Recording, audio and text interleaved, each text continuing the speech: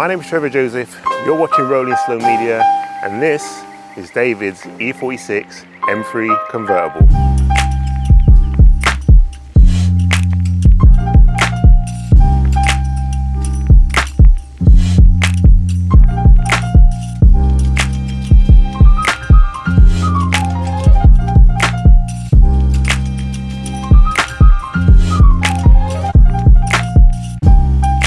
Hello.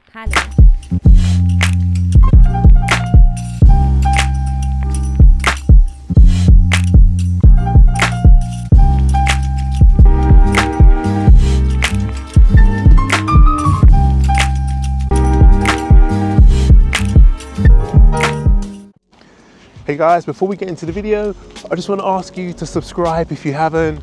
I want to send a big thanks to everyone who has subscribed. You know, it's all about trying to build this channel.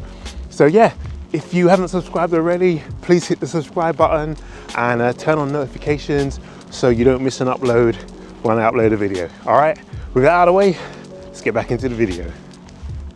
Yes, David, it's a pleasure to have you on my channel. Thank you so much for bringing this lovely M3, E46 M3. Yeah. What can you tell me about this car? All right, so this is a 2002 E46 model M3.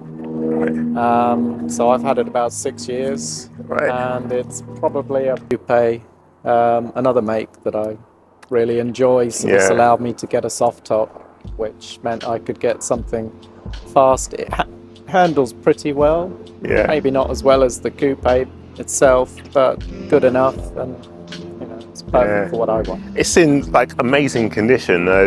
I'm assuming you garage this at night because it's so it is garaged. It has had a respray. It has had new wings. It's had new headlight lenses, new indicators, new badges, new grills, new bits and bobs to get it to look like this.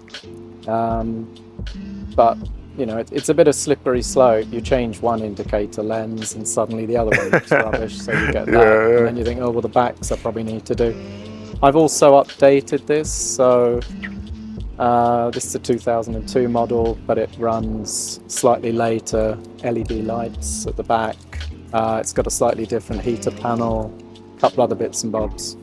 So I've changed those to bring it kind of up to date. I prefer the look of the LED ones. I guess it's not really a question, but I do like that on these models, they do flare the arches out. And for me, it's such a great feature, and the wheels really complement it as well. Like, are these wheels standard with the car, or are they so it's only the M3s that have got these pulled out arches, which are front and back.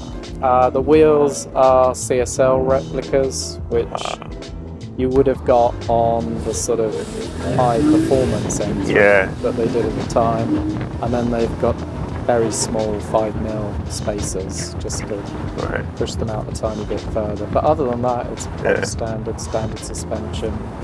It's got loads of room under the arches. Would you ever consider modifying it in any way? Maybe suspension, engine tune?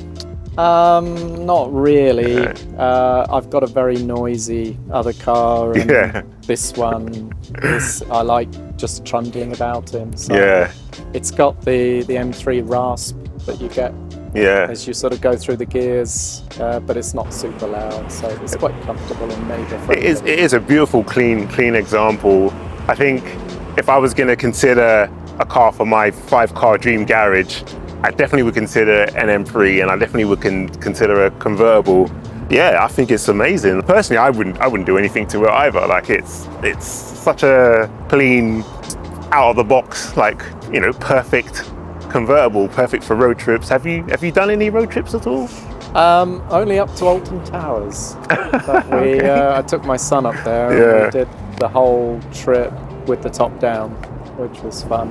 We were a little bit deaf by the end of it, but that was great fun.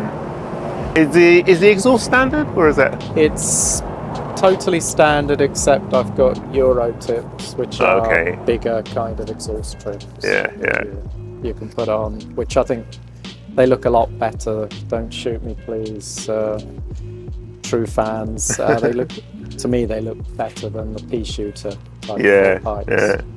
Well, thank you so much for bringing this M3. I'm sold on the M3. Like every time I interview people, I learn about cars, and then I always go away thinking, right, I want one of these. I want one of these. I want one of these. And this is definitely a car for the dream garage.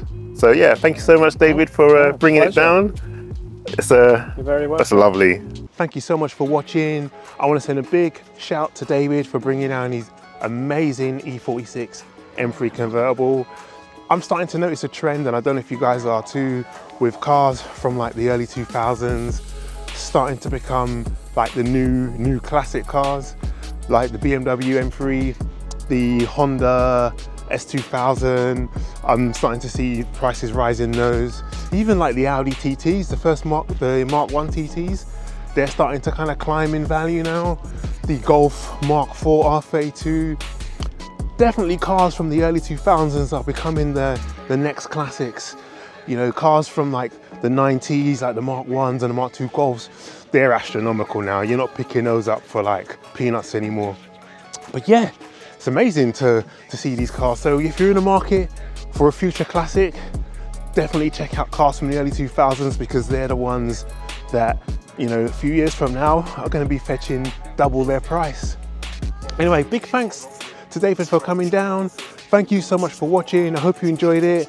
And if you did, please hit the subscribe button, and I will see you in the next video. Until then, take care. Peace.